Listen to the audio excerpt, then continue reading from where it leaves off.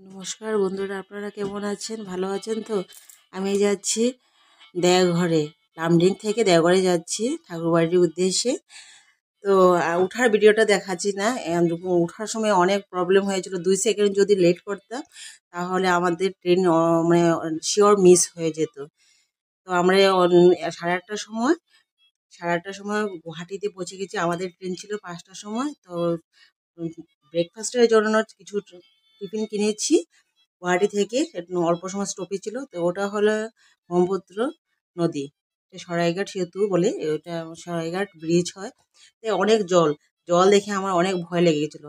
তা আমরা অলরেডি দেওঘর স্টেশনে পৌঁছে গেছি। দেখুন, দেওঘর স্টেশনে